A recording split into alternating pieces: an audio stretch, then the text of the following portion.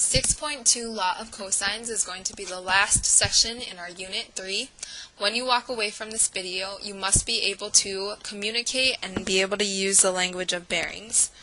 2, you're going to want to learn to work with Law of Cosines. That's what this is all about. And then also establish the difference between Law of Cosines and the Law of Sines and when to use them. And finally, apply these now to all of those models, a triangular model that we've been coming up with. So bearings. A bearing is just a navigational method. Think about it like this. If you were in a plane and there's no landmarks anywhere, you're in the middle of nowhere. There's no way of saying, hey, turn left at the McDonald's or something like that. So how are you going to communicate to someone which direction they should take if they're completely in this abyss? Same thing if you're in the middle of the ocean on a ship. How is someone going to tell you your location compared to another?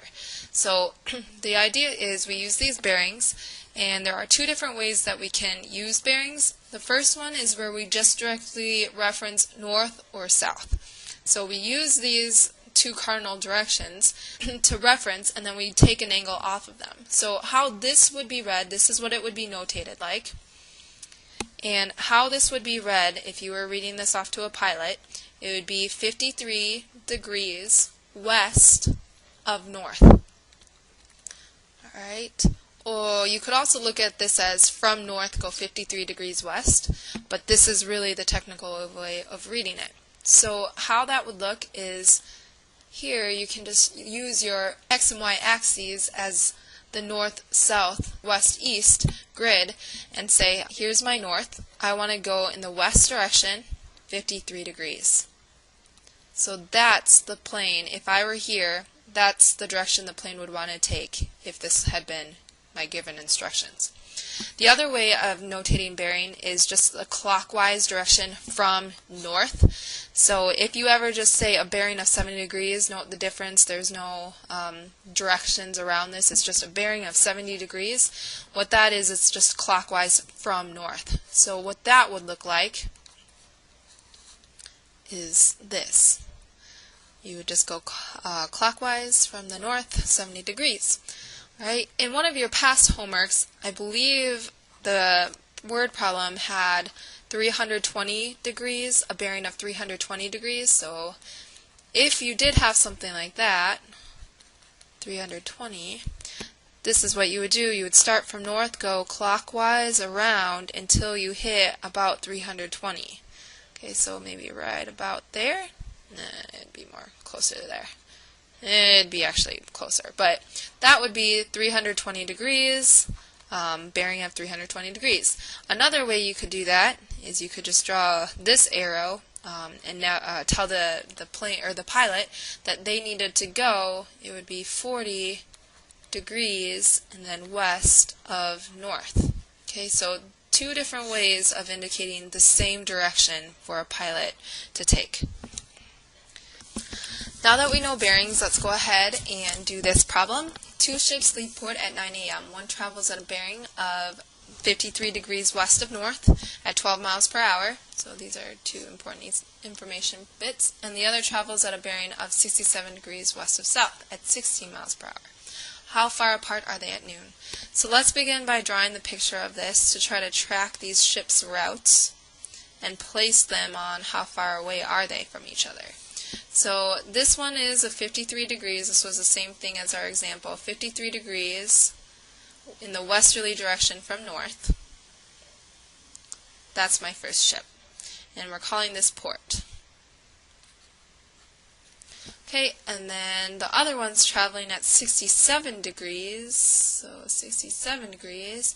And it's from the southerly reference, so from the south, in the west direction. So here is going from south 67 degrees. Second ship.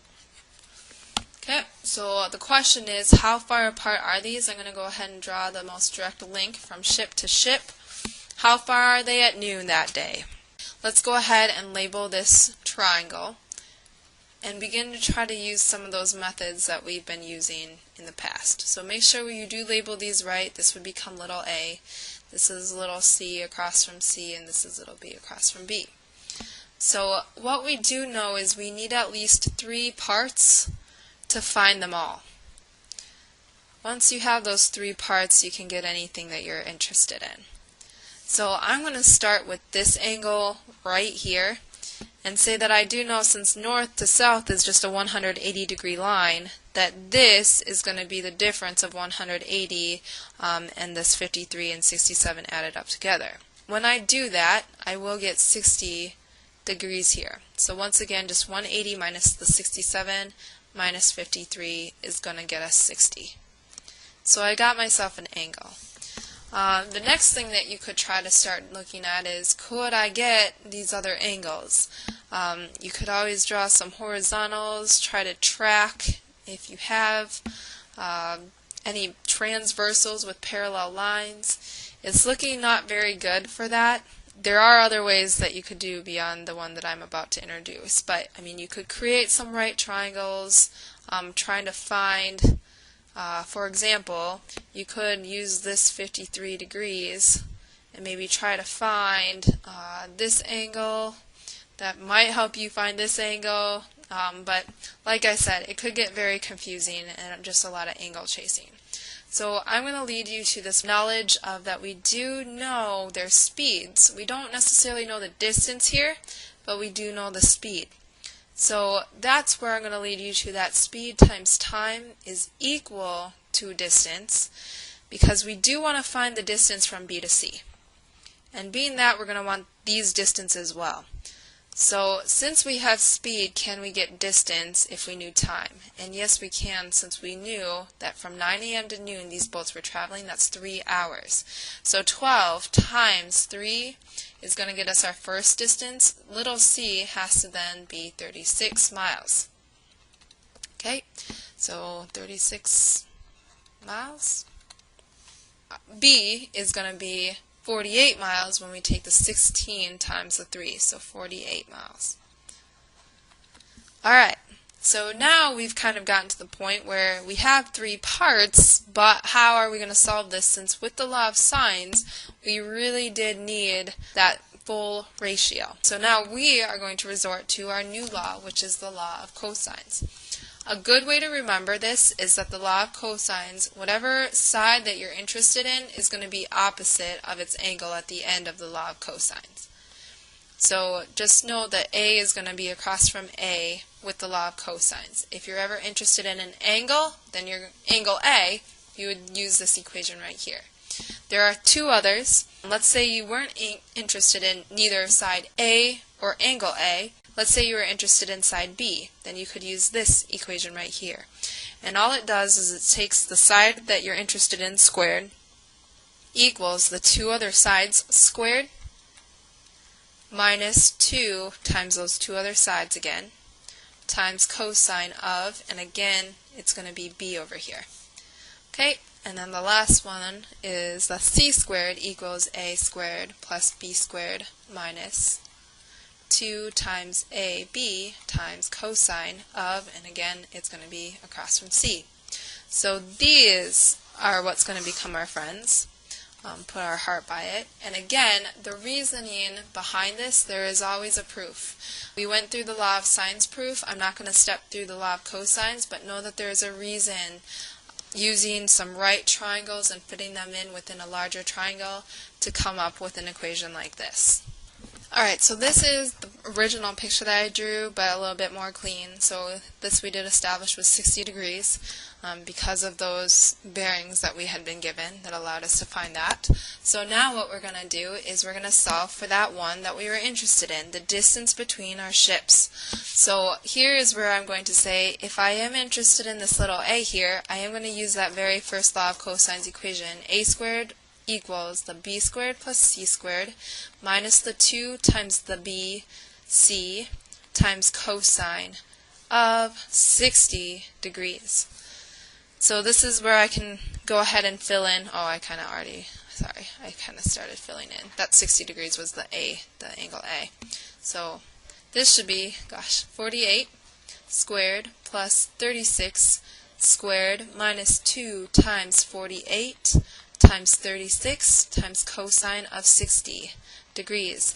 And what we're going to do then is just really type that on our calculator.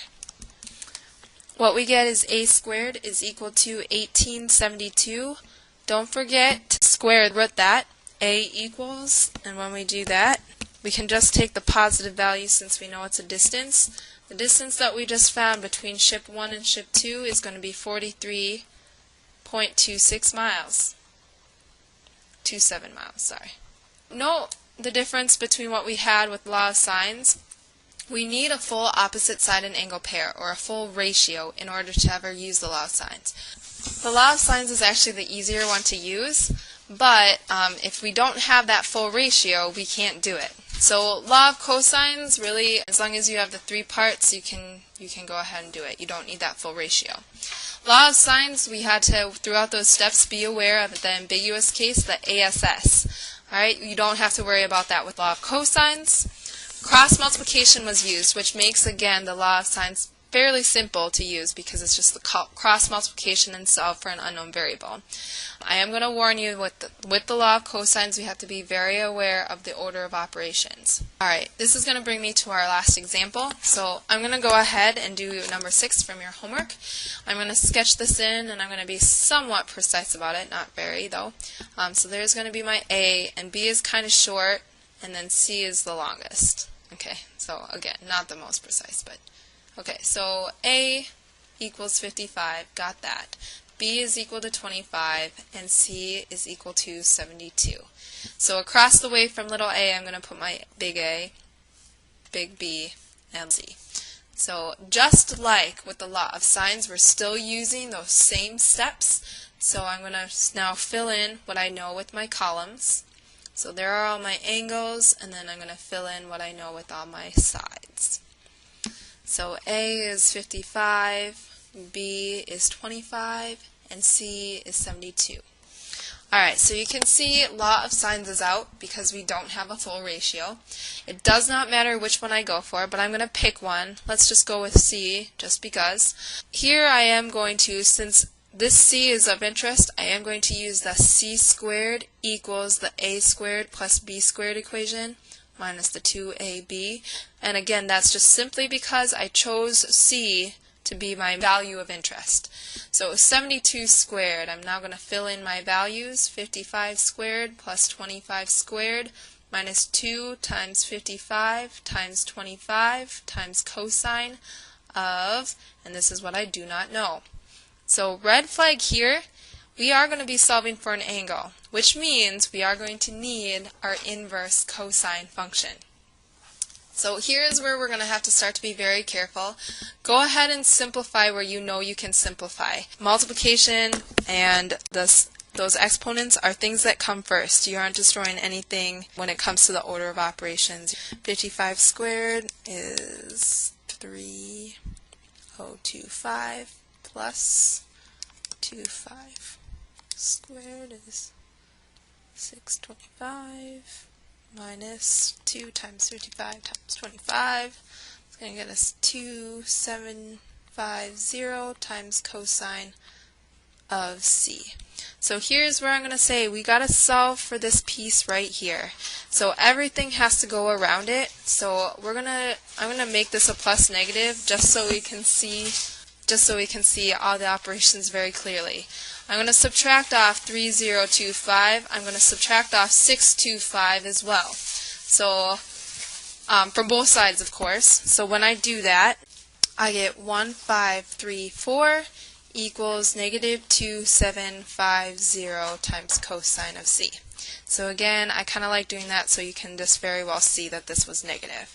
So then when we divide by negative 2750, because we're undoing multiplication now, we're undoing the multiplication, so negative 2750. We're going to get approximately negative 0.55781 repeating, and that leaves us with cosine of C. What I am going to warn you is people tend to like to add all of these up and then divide that. So some people would just take 3025 plus 625 plus negative 2750, add those all up, and then have that multiply to c. You would be destroying the order of operations if you did that. You can see there are no parentheses there. So this is a grouping, and these have to come off of it first when we're undoing things for c and getting c by itself. So at this point, we are going to go cosine inverse and take cosine inverse. I hope you can kind of see that if we're doing cosine inverse, we are in quadrant 2, which is going to leave this being an obtuse angle. And you can see that that would be the case. When we do that, we get 123.91. I will finish this off for you. I will say that technically what you're supposed to use is the law of cosines throughout, so you'd have to do this and then just start it with the b squared equals, because I would be going for the b squared equals, and then the a squared plus c squared minus 2ac times cosine of b. But I'm going to say you don't necessarily have to do that. Now that you have a full ratio, even though this is going to be off, I can guarantee you, because we're using a rounded value, this will be off. But that's okay. Go ahead and use the law of sines at this point. So that's where you can say sine of this big C, that 123.91 that we just found, all over 72, is equal to, and then sine of b all over 25. So then we just cross multiply to 3.91 and divide by 72 to get sine of b. And again, we're looking for an angle, so we're going to have to use an inverse sine. And when we do inverse sine of both sides, we are going to get 13.23 equals b, because I took sine inverse of both sides, thus canceling that out. So I just got 13.23. Okay, and then finally I'm going to take 180 minus the 13.23 minus the 123.91, and what we are going to get is 42.86 degrees. Whoops, here are my degree symbols. So a very quick check of all of this, I don't know what that was, sorry. A very quick check of all of this is going to be that, yes, my middle angle is across from the middle side, little angle across from the little side, biggest angle across from the biggest side. Alright, there is your homework.